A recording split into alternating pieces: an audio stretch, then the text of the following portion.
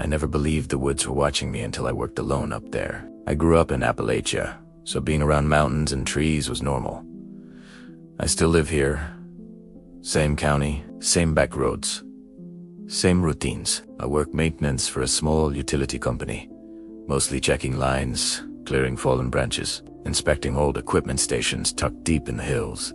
It's boring work, quiet work, the kind of job where nothing happens most days. That is why I didn't think twice when my supervisor sent me out alone to check an old repeater shed near the ridgeline. I'd been there dozens of times. Gravel road, locked gate, small metal building, in and out. I packed lunch, filled my thermos, and headed up before noon. The drive was normal. Radio static, fog hanging low in the valleys. Trees closing in as the road narrowed. The kind of scenery you stop noticing when you've seen it your whole life. When Primera parked, the first thing I noticed was the silence. No birds, no insects, no wind.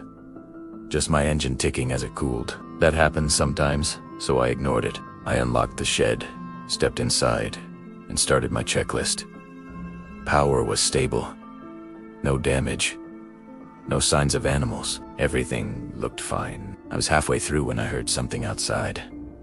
Footsteps. Slow. Careful. Crunching leaves. I assumed it was a hiker who'd wandered off trail. That happens too. I stepped back outside and called out, letting them know I was there. No answer.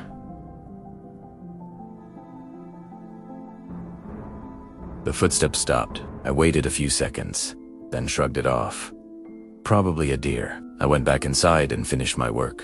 When I locked up and turned back toward my truck, I saw fresh footprints in the dirt near the shed. Boot prints. Only one set. They came from the tree line and stopped about 10 feet from the door. No prints going back. I told myself the ground was hard, that maybe they turned around on rock. It made sense if I didn't think about it too long. I ate lunch in my truck. The silence hadn't lifted. No radio signal either, which wasn't unusual up there, but it made the place feel cut off in a way I couldn't explain. When I started driving back down, I noticed something else. Someone was walking along the road ahead of me. Just a figure, far enough away that details blurred in the haze. I slowed, expecting them to step aside. They didn't. They stayed in the middle of the road. I tapped the horn. Nothing. As I rolled closer, my stomach tightened. The person wasn't dressed for hiking. No backpack. No jacket. Just dark clothes that didn't move with the breeze because there was no breeze. Then, without turning around, they stepped off the road and into the trees. No sound. No branches snapping. Just gone. I stopped the truck. Sat there for a full minute, staring at the spot where they disappeared. I didn't get out. I don't know why. I just didn't.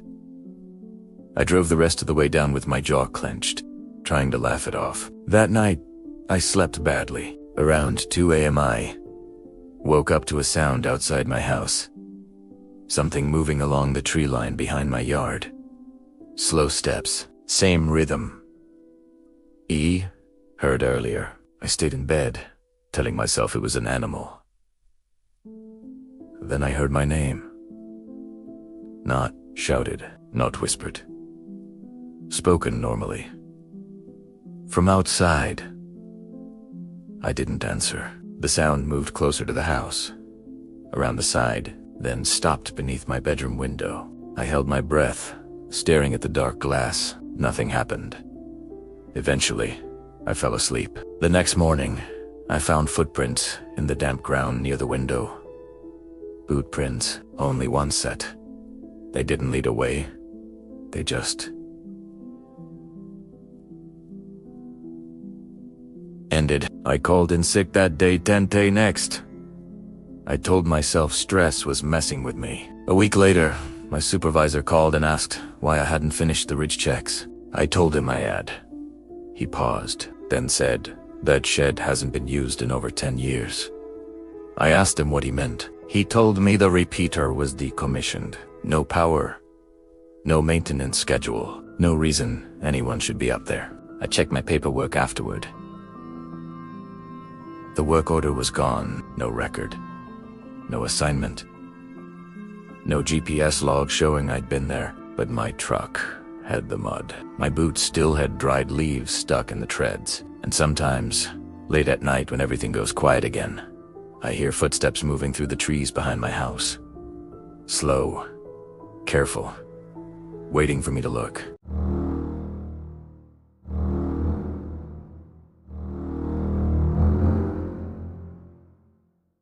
I've worked maintenance at a small Appalachian hospital, one of those old brick buildings that has been expanded so many times.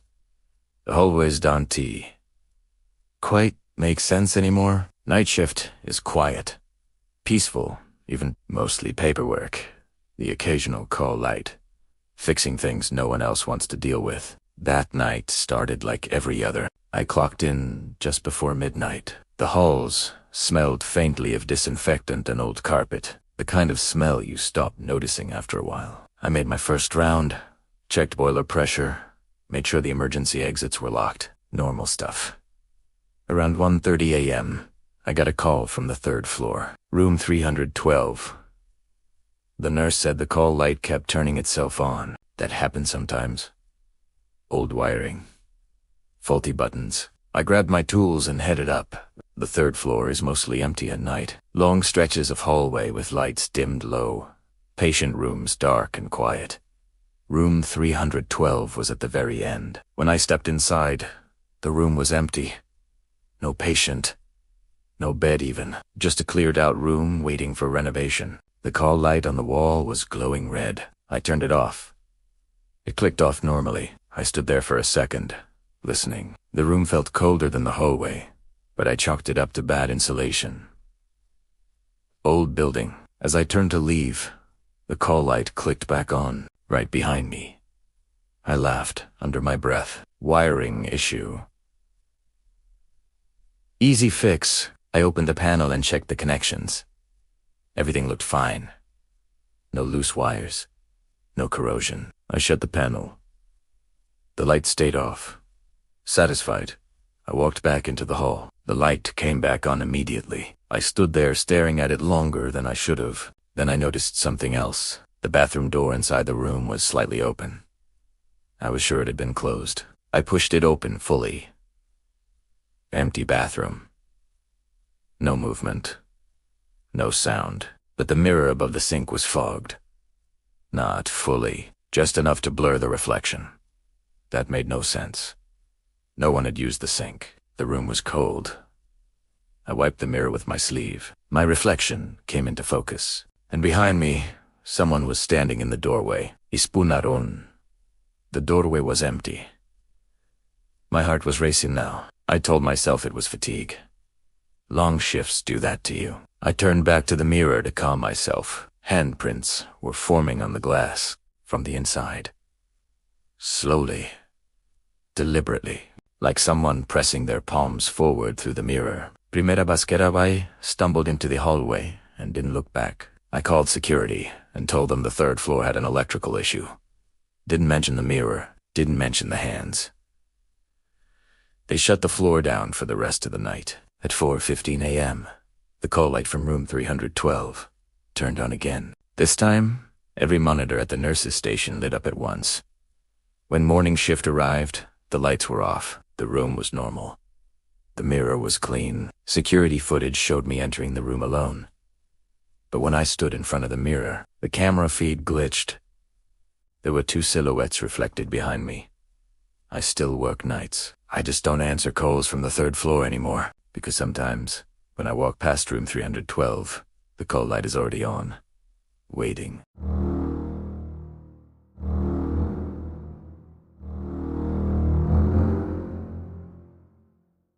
I stopped hiking that trail after what happened, even though I'd walked it my whole life. I live on the edge of a small Appalachian town where everyone knows everyone, or at least thinks they do. My house backs up to a long stretch of woods that eventually turns into state land. Nothing wild, nothing dramatic, just hills, trees, and old footpaths people have used for decades. Every evening after work, I'd walk the same trail behind my house. It helped me unwind. Same route, same time, same sounds. I could do it without thinking. That's why the first thing that felt wrong was how familiar everything still looked. It was late fall, leaves covering the ground, air cold enough to sting your lungs a little. I stepped onto the trail just before sunset. Like always, the woods were quiet, but not unusually so. No alarms going off in my head. About 10 minutes in, I noticed the smell. Wood smoke. At first, it was comforting. Someone nearby must have been burning brush or starting a fire. That's normal around here. I kept walking.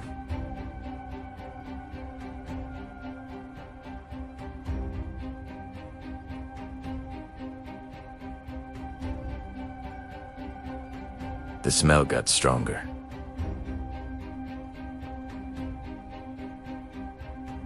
Too strong. Primera slowed down, expecting to see smoke drifting between the trees. Or maybe a glow ahead. There was nothing. No fire.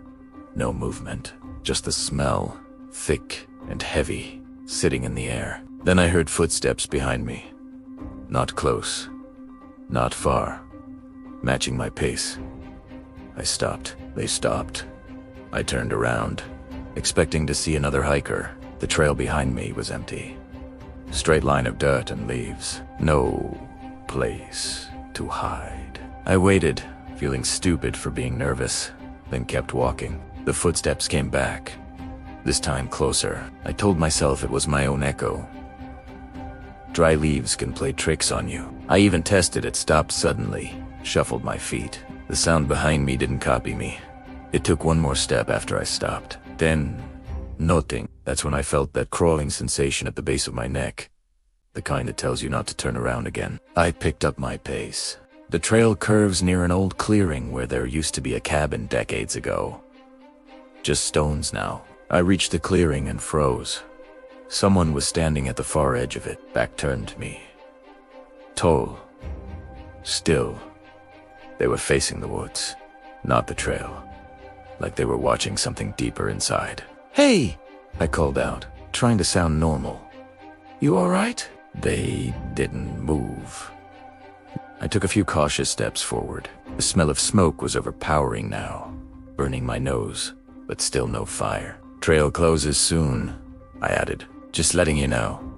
The figure tilted its head slightly. Not toward me. Toward the trees. Then it took one step forward and vanished. Not walked away. Not faded. Just gone. Like someone turned off a light. I stood there longer than I should have. Heart pounding. Telling myself it was low light. Shadows. Fatigue. I eventually turned around and walked back the way I came. Faster than I wanted to admit. Halfway back, I realized something that made my stomach drop. I hadn't heard my footsteps in a while. The ground should have been crunching. Dry leaves everywhere, but it was silent. I stopped. The silence stayed. Then I heard breathing right behind me. Slow. Controlled. Close enough that I could feel warmth on the back of my neck. I didn't turn around. I don't know how long I stood there, but eventually the breathing stopped. When I finally ran, I didn't stop until I reached my yard and slammed my door shut behind me. That night, I smelled smoke inside my house. No fire, no source. Just the smell. I didn't sleep. The next morning, I checked the trail from my porch. From a distance, I could see the clearing. And something else. Fresh footprints in the dirt, only one set. They led from the woods to the clearing, and stopped exactly where I'd been standing when I heard the breathing. I don't walk that trail anymore, but some evenings, just before sunset, I smell smoke drifting through my yard, and somewhere in the trees, something starts walking at my pace.